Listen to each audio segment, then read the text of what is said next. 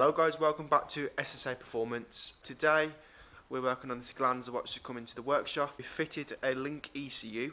We're just waiting for the throttle position sensor, which we'll be waiting about a couple of days, but Sean is taking his throttle position sensor off his car so we can just get it mapped today. So Sean's just on his way back home to get the throttle position sensor. This is the old one I just took off. I had to take the throttle body off. It's quite normal, I have to take it off because there's always one has to strip. Camera's focus. See, it's a bit stripped, so I had to get some mole grips and the flat type ones just to get the bottom one off. The top one's quite easy, but the bottom one, it's really hard to see and always strip. So luckily with the throttle body, the gasket normally rips, but this one didn't rip, so very lucky with that one. Sits on 430cc injectors. It's on a TD Tuning Developments TDL4 kit.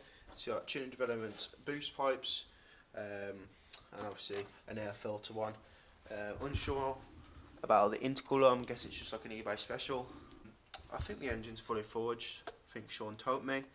It's all been built by Tuning Developments, but the Wolf ECU has failed, so the guy just wants a link fitted, so that's what we've done for him. And obviously we're going to map it, hopefully see around about the 300 mark, because we should see that with a nice forged engine, TDL4 hybrid turbo. I guess it's got a hybrid turbo. Not too sure till we turn the boost up yet. Obviously it's unknown because we didn't build this car.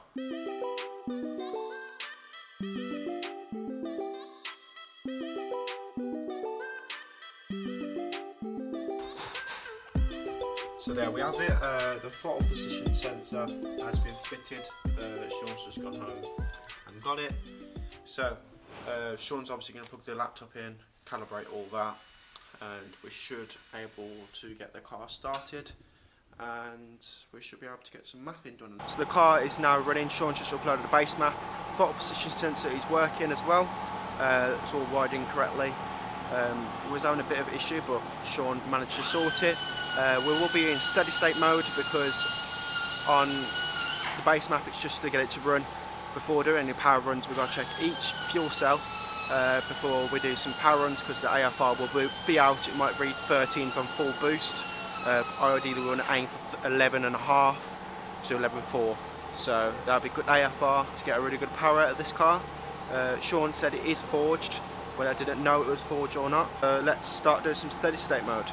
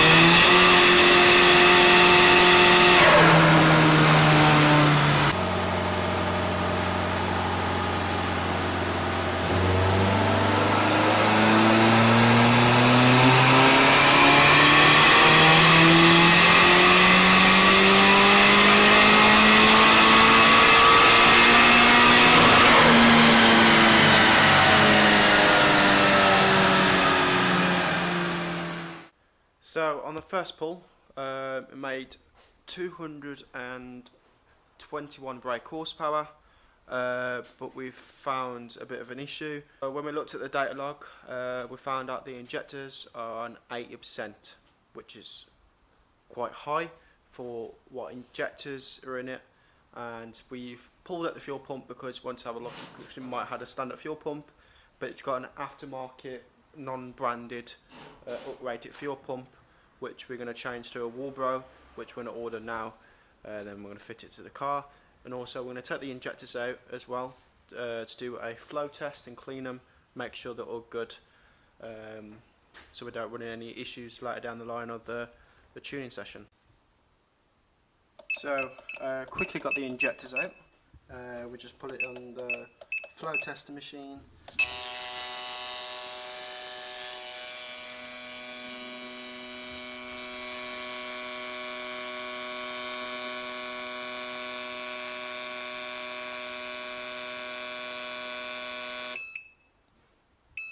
Sean's not really happy with that, it's just slightly out, so we're going to put it in the ultrasonic. It's like a bath, cleans it all up, and then we're going to do another clean, and it should be bang on.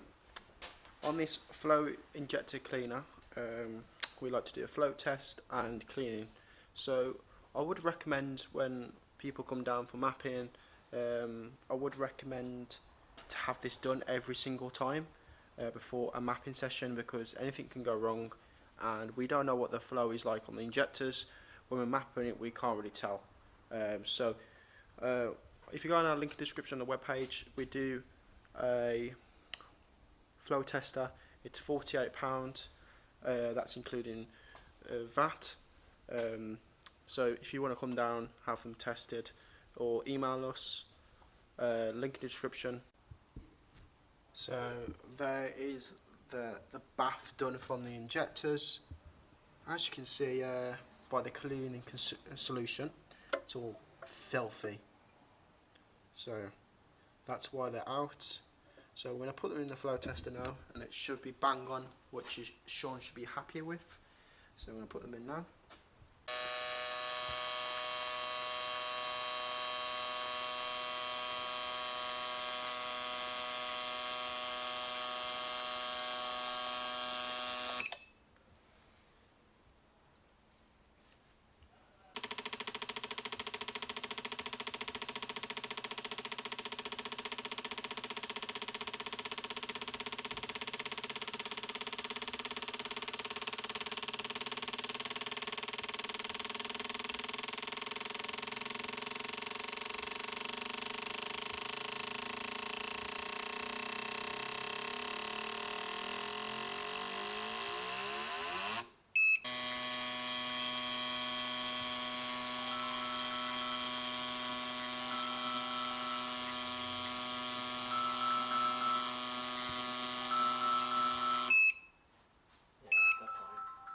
So the 430cc injectors are in now. I've just got to change the fuel pump. Link in description. So this one's on our website. We've got 2 left in stock, genuine. So I'm going to quickly just build the fuel pump and put it all back together, and then we're going to start it up and do one pull.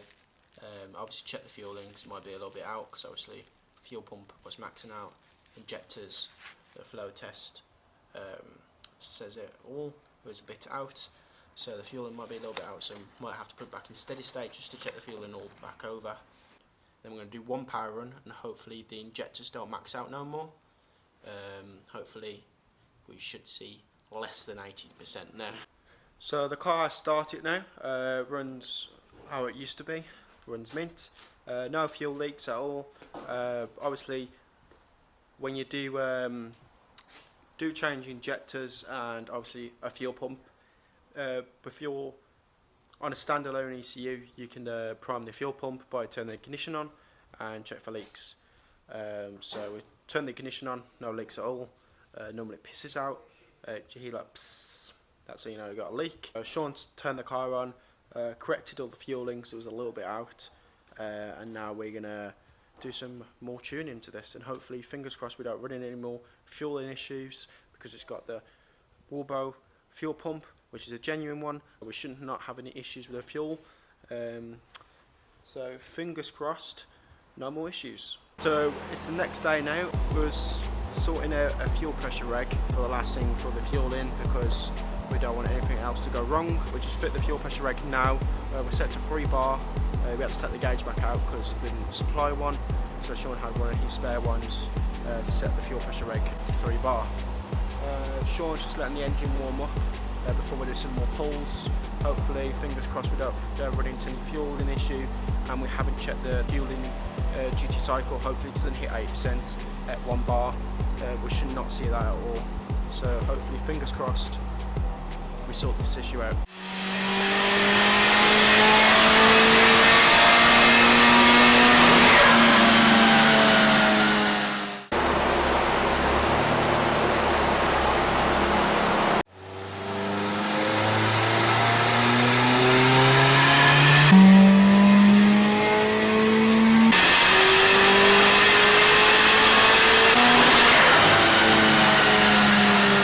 We've done another pull now. Fueling's okay, the same power as last time, but the duty cycle is a lot better. So Sean's very happy with that. So Sean's just got to advance the timing. Obviously check the fueling's all okay, which it should be. 11.5 all the way through boost. We even reading through LAMBDA as well. It's on the dyno, it's reading 1.1 LAMBDA.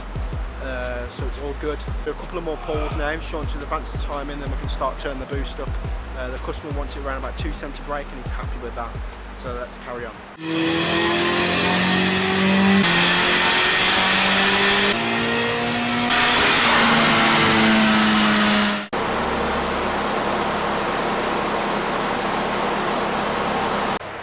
So that pull, it made an extra 10 brake horsepower from advancing the timing. It's cleaned the fuel up at 1 bar. Now we're going to do one more pull. So it's cleaned the fuel up, so we should make a bit more extra horsepower, and then we should be sending it to 1.1 bar.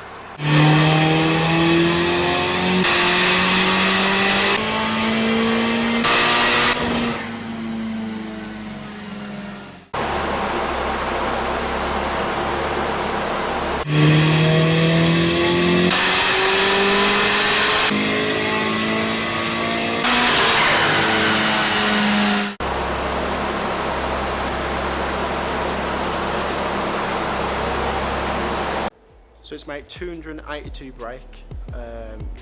When Sean did a data log on the map, it was an 80% duty cycle on the injectors. So Sean's going to leave it as that.